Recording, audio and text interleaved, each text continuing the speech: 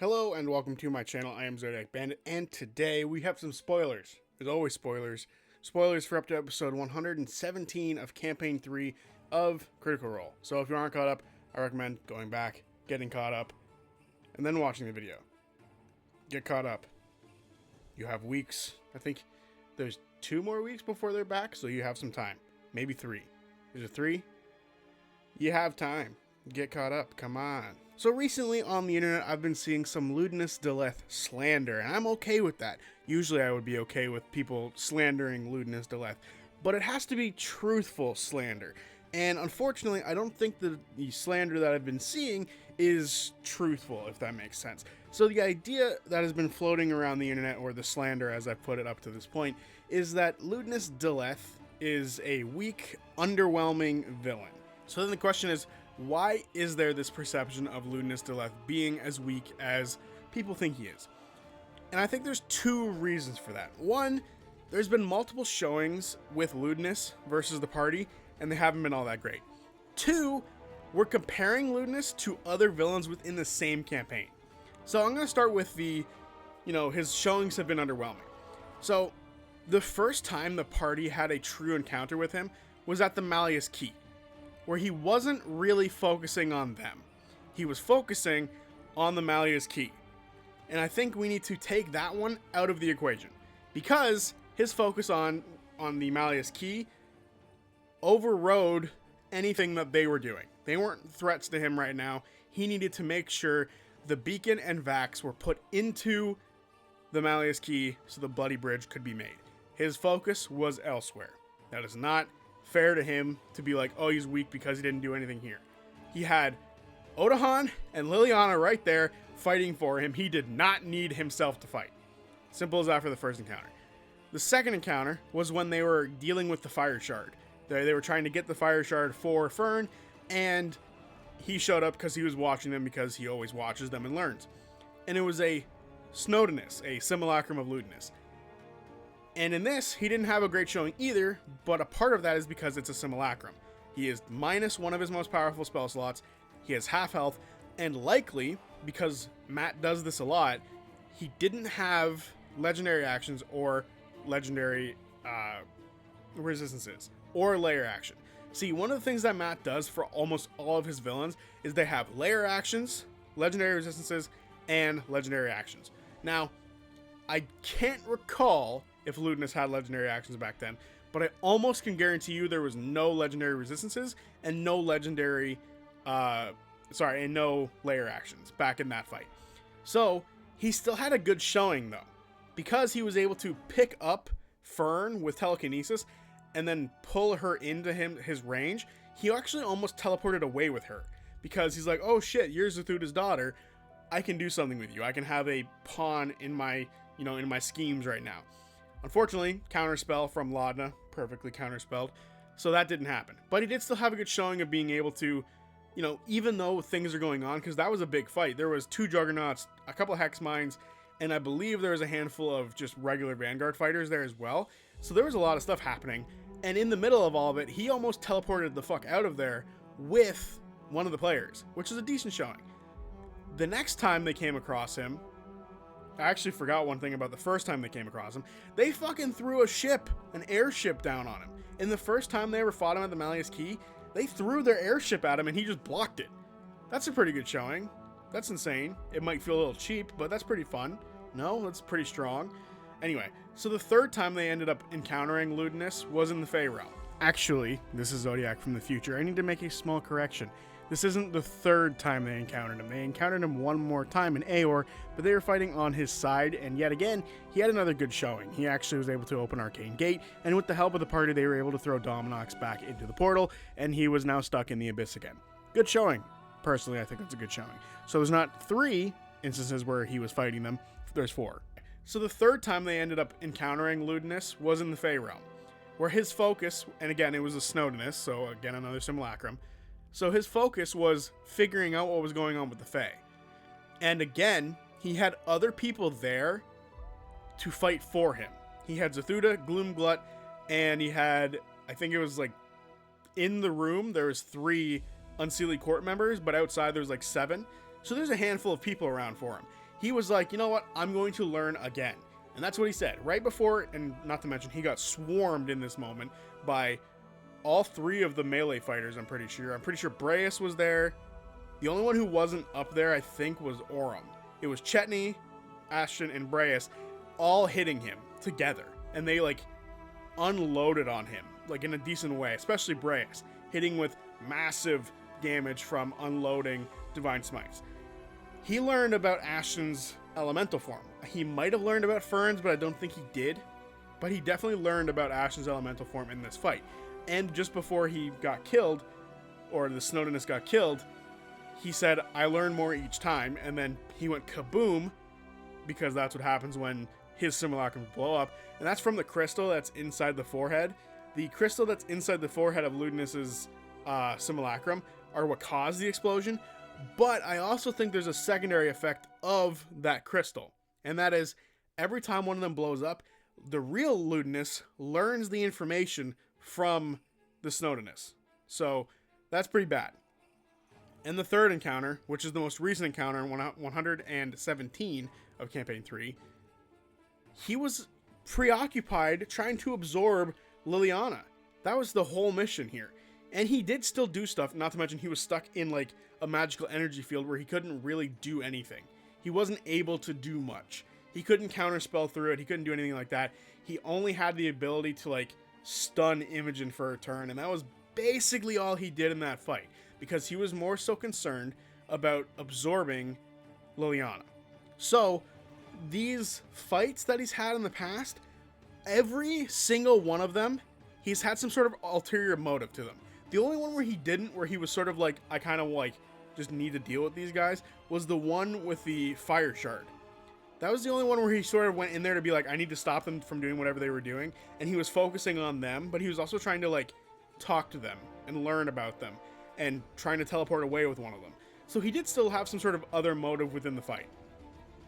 But that's the thing with Ludinus. Every single fight he's had has had some sort of ulterior motive. It's never been, I'm going to go all out and kill the party. And that's where we lead into the next thing, where we talk about comparing Ludinus to other villains within this campaign. And it's important to remember that Ludinus has never focused solely on killing the party in his fights with them, as opposed to other characters who I will be talking about. So the first villain I kind of want to talk about in like comparison to Ludinus is Ozokruth, who had one showing of like actual combat. The other time we were sort of seeing him being like built up as this threat, as Zathuda was sort of like not in all that, like, you know, he wasn't feeling confident around this Ozokruth guy. So Ozokruth had one showing, and it was against Vox Machina, a level 20 group. But something else to keep in mind is he had a massive Vidulch that could fly, and he had a Bane Worm. So he wasn't alone in this situation. But his sole goal was to kill anybody who got close to the Malleus Key. So right there is enough that I think we can just be like, okay, unlike Ludinus, he didn't have ulterior motives. That's one thing going for Ozokruth's favor here. And in this fight, he took out, I think he took out 2 players. He straight up killed Vex, and he downed Pike. So, good for him. He has 2 people that he's down in this moment. And he did fuck up a good portion of the team. He did mess them up pretty good. Not to mention, just before this fight, they were already weakened. So in comparison to what's happened with Ludinus versus the party is, Ozokruth had a buffer before the fight, where a handful of them got really injured. Percy almost went down. He was pretty messed up. But they had 2 healers with them, so they were okay. Like I said, Vex went down in this fight, and Pike went down in this fight. Everyone else was okay, seemingly. Seemingly everyone else was in a good spirit, especially Grog. Grog didn't seem to give a flying shit as to what was happening in this fight. He was just messing things up. So Ozokruth did take out 2 members of the team and almost took out Percy. So he does have a very good showing, but again, his only purpose was to mess them up and stop them from attacking the Malleus Key, and he failed in that endeavor, and then became a little hand puppet for Grog. So Ozokruth is the first person I think a lot of people would compare him to. The next one's obviously the Weavemind, who also had a pretty decent showing against the Mighty Nine, And again, they had a buffer beforehand. There was no buffer for Ludinus before any of these fights. Before, like both the Weavemind and Ozo Kruth had buffers before their fights, where the party had to take some damage, lose some spell slots, and the only time that truly happened for Ludinus was just before the Fae fight, but they silently took out most of those guys out there, and they didn't need spells to do it. They just, for the most part, relied on Ira's magic, and then killed them, and then moved in. So spells weren't really used up by that party before getting in there. Neither was damage taken. So, there's that. Comboing that, like the Weavemind had a decent showing against the party, where they messed up the party pretty good as well. But something on the opposite end of that is the Mighty Nine had Caleb with Time Stop. And right away, he just fucked them up with 2 fireballs in their face, like delayed blast fireball and fireball, which is how he ended his 5-turn Time Stop, which was nasty. And he was able to do just a ton of damage in that time. He set some stuff up for himself in that time as well, which never came to fruition. Like, what the fuck, mirror image? That was terrible. But, again, the Bell's Hells haven't had, like, some sort of buffer before fighting him. There was mildly a buffer where they took some damage in the lead-up, but they didn't take that much damage. Not to mention, they were able to sneak past most of the enemies that they had to fight beforehand. So they were okay. No buffer was had for Ludinus before these fights, unlike the Weavemind and Ozo Kruth. However, there is a third person, a third entity that people compare Ludinus to consistently, and that's because it was his lapdog. It was his lieutenant, his right hand, and honestly, one of the single most devastating villains we've ever seen in Critical Role. And that is Odahan Thule. Odahan Thule fought the party a total of 3 times. And some of you are going, what do you mean 3 times? It was only twice. The first time was in episode, I think it was either 33 or 34, where she killed not 1, not 2, but 3, and mained the rest of the party. She killed 3 members of the party and hurt everyone else single fucking handedly by herself. Now, they were like level 5 at the time. At best, level 6, level 7. So, there's room to improve, right? The party were weak going into that fight. They realistically had no chance, and only killing 3 party members was mercy, right? Realistically, she could have killed more, but merciful nonetheless. Following that, the next time they would truly encounter her would be at the Malleus Key, but they didn't really fight her. She was more focused on Keyleth. So that is not one of the encounters I want to talk about. The next encounter, however, is one I want to talk about. And that is the one that gave them false hope. And that was Odahan versus FCG and Fern, where Odahan spotted the 2 of them, and FCG had to blink them out and using banishment, and then they turned into their gaseous form to escape. This gave them, in my opinion, false hope that they could potentially stand with her at this point. They've reached a level of strength to where they could, if they really wanted to, mess with her, and they were able to in this moment. Teleport away, and then transform and get away. Like, they were able to escape this time without anyone dying. And it was just 2 people. That's enough. Well, if 2 people can do that, we can fuck her up. And then episode 91 happened, where within the first, 2 turns, Chetney was dead. She had killed a 4th member of the party. And then by the end of the fight, everyone was still maimed. Chetney was revived, but everyone else was hurt. And FCG had to sacrifice themselves so they could get away from this one bitch. I need to say that again. They got away from one bitch with a sacrifice from a player. And something that I've still not neglected, I have neglected to say this, they removed a part of her kit at the beginning of this fight. Her backpack, which is what summons her, shadow versions of herself, they took it off her at the beginning of the fight. And she still nearly killed them all. She still nearly TBK'd. That all being said, every time they fought her, with the exception of the Malleus Key, her intention was to kill them. Unlike Ludinus, whose intentions were to never kill them. They were just nearby while he was trying to do other things. His intention was to never kill them. Not to mention, I don't think he can kill them. Not because he physically can't, but because if he kills them, he loses vessels for Predathos. 2 vessels specifically, Fern and Imogen. And he knows if any of the other party were to be killed off, those 2 would go scorched earth and potentially kill themselves along with Ludinus when they try to. So he can't kill them because he needs his pawns. So every other villain that I've talked about has had the intent to kill, with the exception of Ludinus. Ludinus is the only one who didn't have that intent. His intent was never to kill, he wants to use them as pawns, not kill them. So those are the 2 reasons why I think people think he's an underwhelming weak villain, because his showings haven't been all that great, because he hasn't tried to be, and because he's being compared to other people who had the intent to kill and he didn't because he wasn't trying to. So I think I've established that I kind of disagree with the idea that he's a weak and underwhelming villain. And I think that I need to point towards the lore that's been built up toward the character to point to why I think he's not truly weak and truly underwhelming. First of all, if we look at a lore like strength roughly equivalent to him, someone who should be roughly in the same ballpark, is Caleb Widowgast.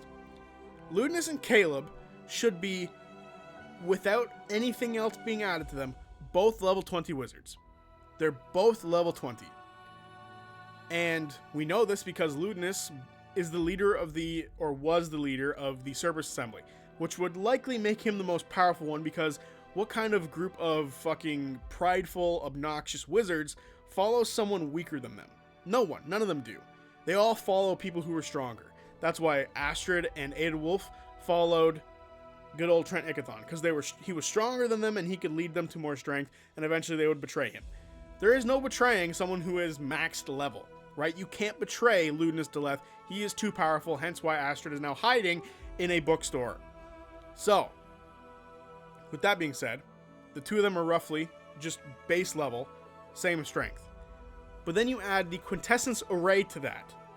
Ludinus has had decades, centuries with the quintessence array.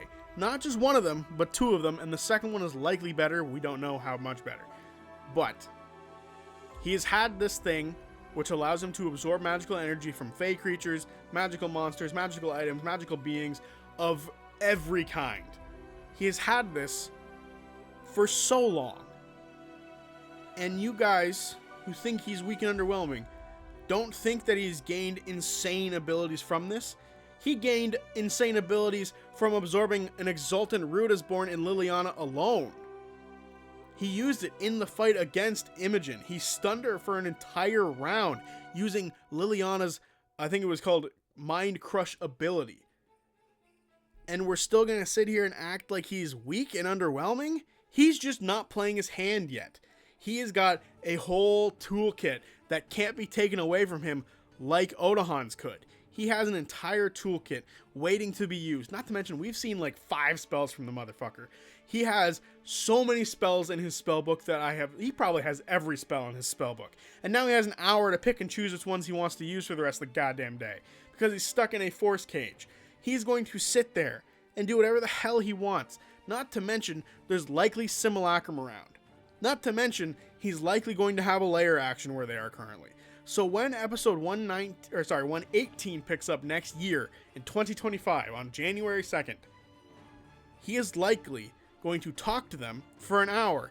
And the minute that runs out, he's going to try to fuck them up as best as he can without killing them, because he needs his vessels. He needs his pawns. And he knows if he kills too many of the party, the pawns and vessels that are available to him will scorch earth themselves. We know this. This party is 100% willing to do the sacrifice play now. We know this. He knows this. He has seen it. It's not good for them.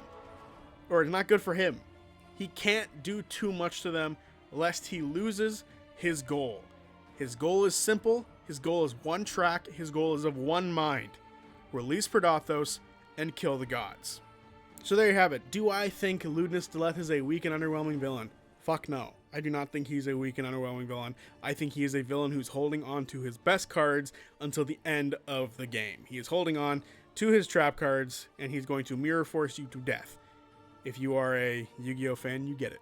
Anyway, Let me know what you guys think down in the comment section below. Do you think he is a weak and underwhelming villain? Do you agree with me and say that he's not weak and underwhelming and people are jumping the gun? Because I truly believe that. I think people are jumping the gun on this one. But I'm curious to know what you guys think. And I will see you guys on Tuesday for whatever video I make next. Peace.